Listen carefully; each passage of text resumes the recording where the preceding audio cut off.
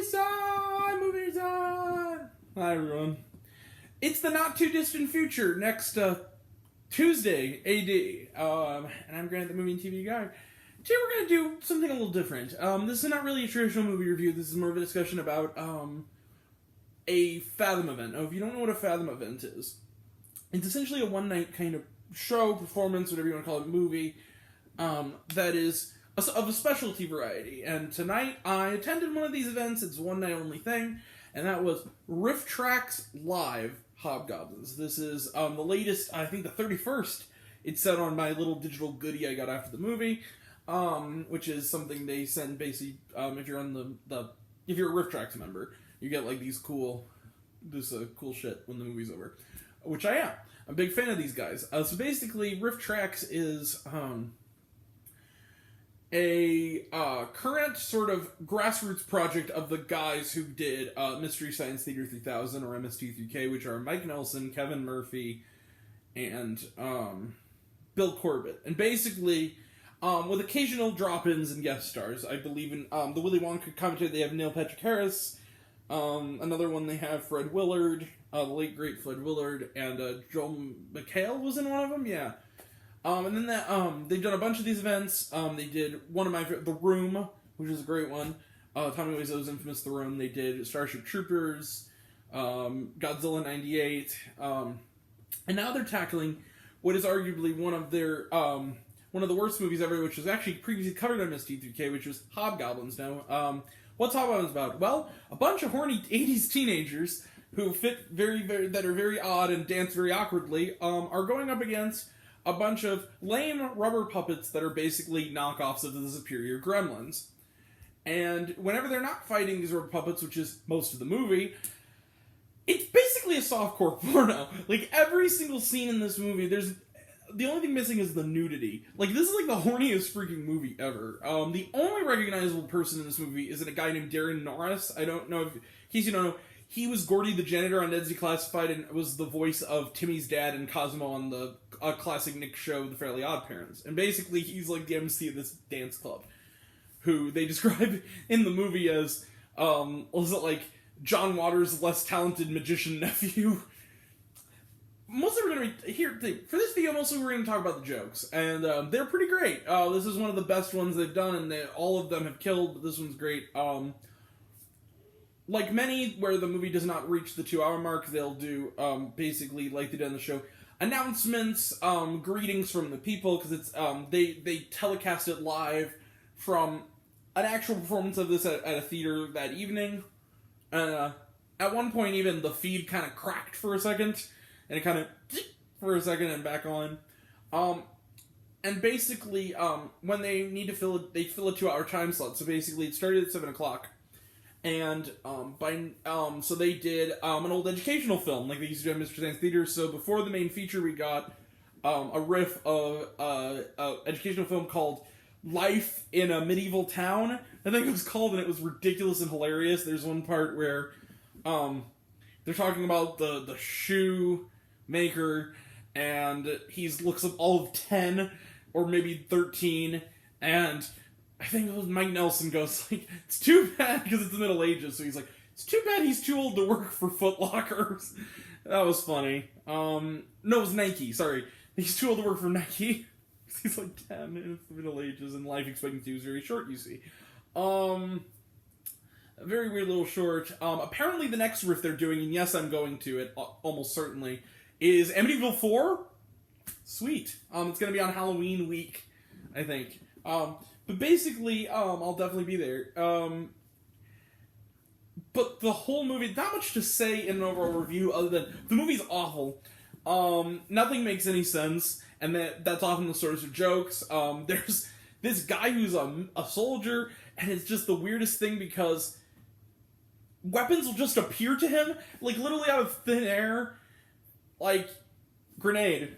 Like imagine this screen right here. Just all the visibility you have, okay? And pretend my remote here is a weapon, okay? It'd be just like this. Grenade.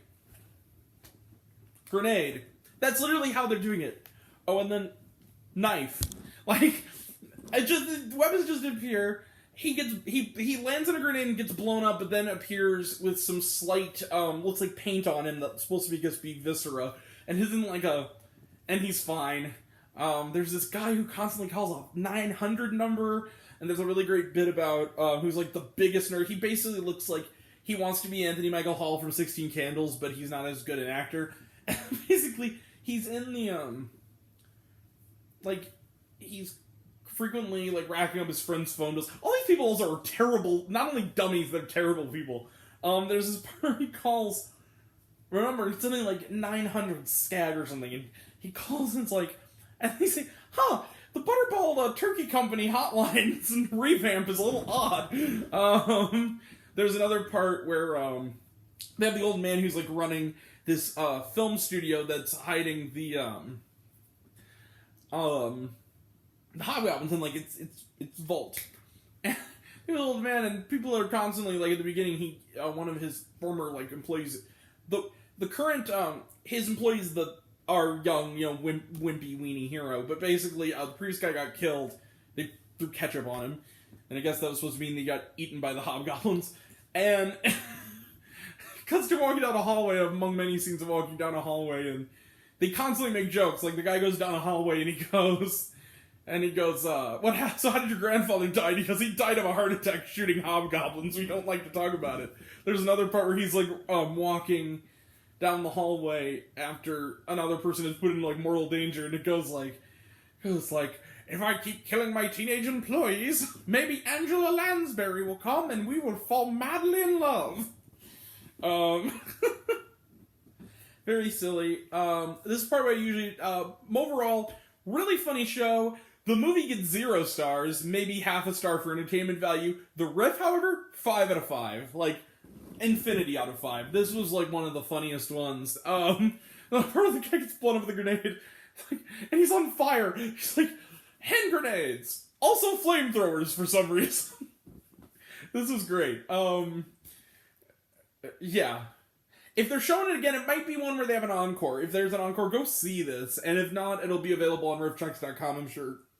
At some point, all the live shows end up being purchasable after a while. So, it's really terrific. Skip Hobgoblins, but definitely check it. Oh, but watch Hobgoblins if you got Rifftrax on it, because it's hilarious. Okay. This has been the time we have trailer trash. It's about a bit. We didn't have trailer trash outside of other Fathom events. So we did have comical trivia with music in the background. One of the songs being the theme song to Code Monkeys. If you've never watched Code Monkeys, the first season's on DVD. I think both seasons 1 and 2 were on G4.